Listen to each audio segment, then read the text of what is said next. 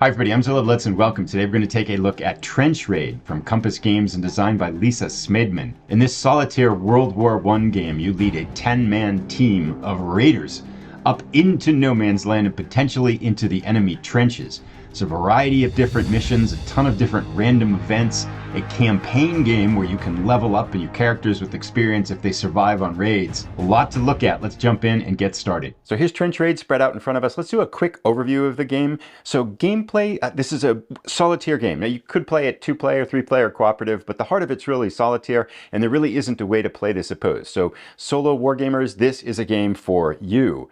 Now the gameplay length, it mentions about 1 hour per raid, and there is a campaign game that is a suggested length is 5 games, 5 raids long. So that would be 5 hours plus a little bit of time kind of managing the events between a raid. So probably about 6 hours if you want to do the full campaign game.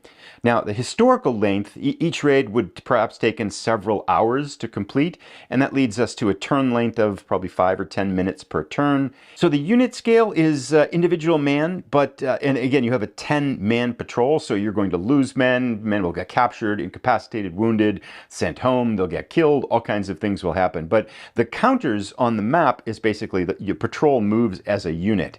So the patrol is one thing on the map that has 10 single individual men in it. Let's talk a little bit about the key mechanics in the game. As we mentioned, the raid is the essential element of gameplay, and in your raiding team you will have 10 men. Now, there are different raid types, a dozen altogether. So what type of mission you're going to get is going to vary from one raid to the other. And a big part of gameplay are the random events that happen. We'll talk more about those as we look at the game in detail, but as you're exploring the map, stuff's going to happen. Right? We mentioned the campaign game, which is suggested length is 5 raids long, and that connects immediately to the RPG elements of the game. Each of your individual soldiers has skills and stats in particular areas, things like courage and throwing and fighting and shooting and speed. And you're going to be assigning those at the beginning of your campaign. There are also special skills like pugilist and strongman and marksman and cricket player, which enhances your throwing ability.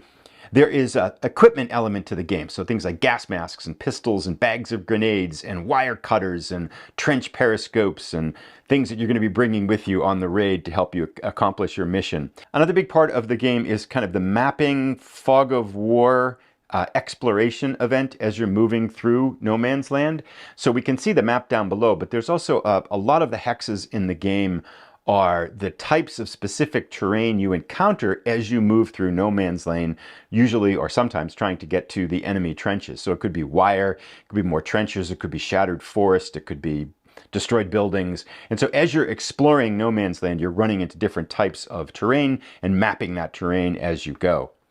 Combat and most of the events and actions in the game are dice-based, so you're going to be throwing a certain number of dice depending upon your character's skill, looking for 5s or 6s, which are successful rolls, and there are levels of difficulties to the task as well.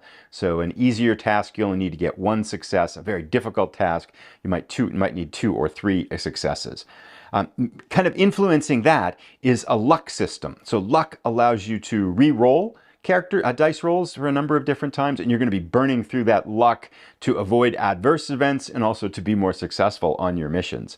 And lastly, there's a post-raid stage if you're playing the campaign game where you're going to evaluate what happened to your patrol members that went missing, or once they got wounded, did they get sent home, or they brought back into the patrol for subsequent raids. So a lot going on, a lot to look at. Let's jump in now and take a look at the rulebook. Let's take a look at the rulebook here. So this is 8.5 by 11 glossy color. It's 32 pages, but that's a vast overstatement, as the last dozen or so pages here are pictures of the soldier cards and then the counters, and then there's an example of play here. So it's really 24 pages of rules that you go through. And a lot of the rules really are kind of like some of the explanations for the various events. So these 4 pages, for example, in here are the examples of the kind of the events that can happen on the main board. And then there's what happens in enemy trenches. So a lot of kind of procedures and kind of processes that you do as different things happen on your patrol. Altogether, I would give this game complexity, I'm going to go probably a 3 out of 10. None of this stuff is hard. I read through probably 75% of the rules. I haven't read through all of the events yet, but I've read through about 75% of the rules, and I really didn't have any questions as to how to execute anything, or wasn't confused by any of the verbiage. So I think it looks like a pretty clean rule set, and definitely not something that's going to be overly complex or get you bogged down in details. One of the things I am curious about as I do read through the rules is, and this is kind of something that often gets talked about with this type of solitaire game where you're going to be doing particular missions, is how much player agency do you have in the game? And that by that we mean, how much are you determining what happens in the outcome of the raid, and how much of it is stuff just happens to you?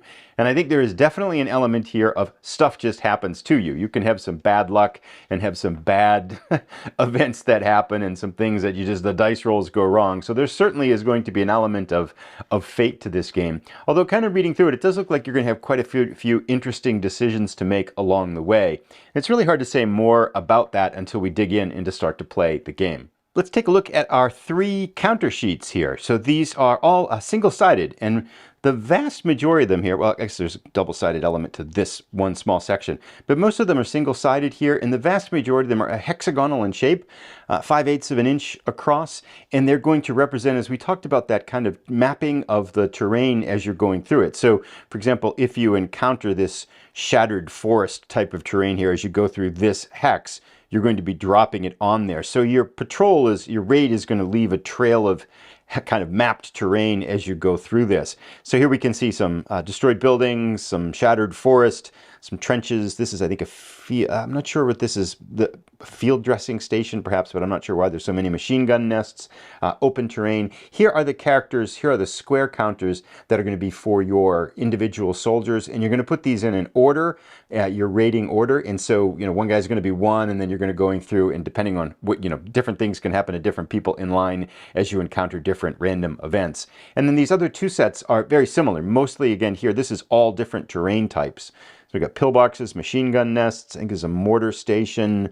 Here's some cuts in the wire. If you cut through the wire, a lot of wire. And then the whole last one here is all open terrain. So a lot of the terrain that you encounter doesn't necessarily have a distinguishing feature. It's just open terrain, and you're going to move through it. So in a lot of places, you're going to be dropping down these open hexes as you go through that. And so those are basically the roughly 300 hex counters that are in the game. Really nice counter set. I love the kind of the brown element here, and just that, I mean, when I think of World War I trench warfare, I don't think of anything green left over. And as we look kind of at the map, which we'll take a look at in greater detail, in the counters, it really feels like it's captured that dirt and mud element of World War I combat. So the game comes with 10 soldier mats. So basically 2 to each piece of kind of stock cardboard here. And this is a very glossy type of cardboard.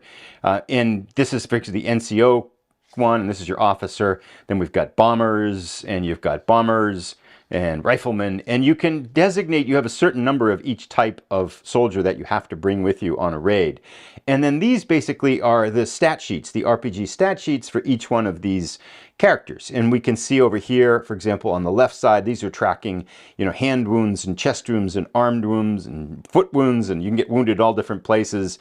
Raid objectives as to, where your raids are going to be. Then tracking your serious wounds and light wounds, and that can lead you, if you get a number of light wounds, you can get incapacitated. Then over here we have the stats, so the RPG elements: speed, strength, courage, command, shoot, fight, throw, luck. And then you can pick a special skill. And then wound, if you get wounded, those are going to modify those and reduce your ability to be successful on the battlefield, pulling out the number of dice that you're going to be able to throw there. And then down here, you list what types of equipment you're bringing with you. Each character, I can think, brings 5 pieces with them, unless you have a special skill, which reduces your number of things you can bring down to 4. And then luck points here are the ones that you have remaining, and you're going to kind of erase those as you use them up. So if you have 5 luck points, that gives you 5 times that you can make a reroll of your dice. Now, the way this works, the game comes with one of these dry erase markers, and you mark down all these things on there and kind of then erase them with this little eraser in between missions in terms of the things that are temporary. The game does also give you permission to photocopy these. I imagine that's probably what I'll go through. I'm not a very big fan of dry erase markers, especially if you're going to play the campaign game that's going to last 5 events. I might try it to see how it works, but I'm kind of thinking that I'll probably print these out and do it on paper, pencil, and pen for the more permanent things. But that's a look at these and we can see each one. They're very similar, just different graphics in terms of that, but you're going to be filling these out. You have a number of points that you can assign the soldier at the beginning of their career, depending upon what their role is, and then working them out as they go through. So you're going to see some increases to luck over the course of a campaign. That's going to make them be more successful and have more roles as they go deeper into the campaign. And of course, you're going to see some of these guys get killed, in which case you're going to get replacements coming up. This is probably a good time to chat differently too about the 12 different mission types. So there's a lot of different mission types here. Some of them seem more dangerous than others. You know, a couple here, like some of the simpler ones, is lay a gap, kind of cut a gap in the enemy wire. So you got to go up to the trench line right before the enemy lines and cut a gap. You got to lay tape. You might have to rescue a lost pilot, kill an enemy sniper, bomb the enemy dugout, raid the enemy headquarters, capture an officer, or kind of ID enemy units by bringing back insignia and kind of the basically uniform elements that were going to help you to identify what units are in the enemy trenches.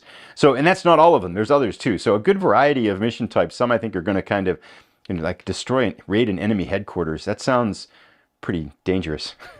So I think it's going to be fun. I can see some of those missions. Definitely part of the fun of this game, I think, is going to be when things go sideways on some of the harder missions too. There are a few other player aids. Mostly you have kind of a compilation here on these 3 single-sided player aids of a lot of the different charts and dice rolls that you're going to be making that are in the rulebook. So they've pulled those out and put them on 3 very handy player aids. You know, wound location, wound severity. This is all about wounds. Then we've got carry aid, wounded men back. If you're going to leave a man behind, what happens to that?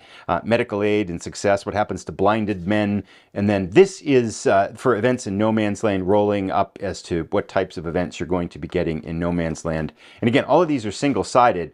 Then this is fantastic because I've played games before that don't have this. You know, this is an event-driven game, and there are 2 different categories of events. There's events you can run into when you're in no man's land, and then there's a whole different number of events and types of events you can run into when you're in enemy trenches.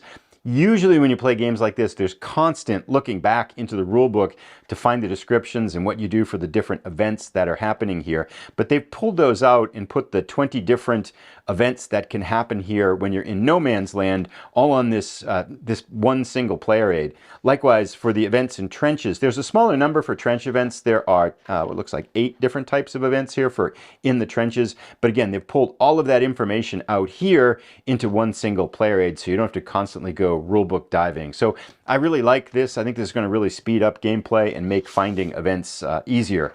The last thing to mention with player aids is there's an errata sheet in here. Clarifications really most in all, just a number of small clarifications on the rules if and get that they have kind of tweaked since the final production here. Mentioned that a lot of the actions are dice-based, so you know you're rolling for the events in no man's land are going to use this 20-sided die, and all of your skill-based actions are going to use these 6-sided dice. So it comes with a bucket of dice that you'll be able to use to execute all of those dice rolls. And lastly, our 17 by 22 inch map. Now this is a vertical map. The bottom is over here on the left. I've just turned it horizontal so that we can see it a little bit closer detail on a video screen here. This, we can see on the bottom here, this is the British flag. So we represent, of course, British Raiders, and these are the home trenches. Then this all area in here is no man's land, and eventually you run over here to the enemy trenches. And there are 3 layers to enemy trenches. There's the front trench, then the support trench, and then the farthest one on the right here is the reserve trench. Number of tables kind of surrounding the area here to kind of make the high frequency die rolls. You won't have to look those up on tables or dive into the rule book for that. And we can see a lot of cratered terrain here, but as you're going through the cratered terrain, I don't believe you roll for events for terrain types there. You're not mapping that. That's already known. It's these open hexes that you're mapping as you go through those. Now, we've talked a little bit about the different events that are in the game. Again, the 2 different types. I want to talk a little bit about some of the ones that are out there in no man's land because it's kind of an interesting list. We can have artillery. You can run into an enemy dog. There could be enemy raiders, gas. You could find a listening post. You could find a sniper, star shells. You could find one of your men could go missing. You can get lost. You could hit a swarm of rats. And I understand rats were sanitation in general was a horrible problem in World War I. You could run into some wounded men, either enemy or friendly, and have to decide what to do with them. Get a mortar nest, a machine gun nest. Oh, these are on the enemy trenches. Mortar nest, machine gun nest, a field dressing station or communications trench. So a lot of different variety of things that can happen here, which makes me think that the replayability and the depth and the sense of narrative that this game can generate sounds really enticing. I mean, again, the real test is let's play it and let's see what it looks like and feels like as you go through this. But I get a sense that it's really going to spin a lot of narratives and create some really memorable stories as you're kind of leading your men through the various raids in a campaign. So Solitaire rating, of course, for this one would be a 10 out of 10. Oh, should probably also mention victory conditions. Raids either are successes or failures, right? You have a certain mission to execute, and either you successfully complete that mission or you don't. There are also factors in for the campaign game as to whether a soldier survives the campaign or whether a replacement soldier survives the campaign, whether they are mentioned in dispatches. If you do something particularly heroic, you'll get mentioned in the war dispatches heading back towards the home front. And then you get a certain number of points at the end. And rather than putting that on an overall strategic victory type of scale, it basically says that's the level of success that you had in this particular campaign. I think that's everything I've wanted to say about this one. I will be creating a gameplay video for this, so I'll put a link to that as soon as it's ready, and I'd be happy to entertain questions about this game as you have them. I understand, I think my rough understanding of this is that there will be some sort of Compass Games crowdfunding campaign for this one at some point in the near future. I'll add a link to the video description once details on that are clear. Thanks for watching, everybody. Have a great day.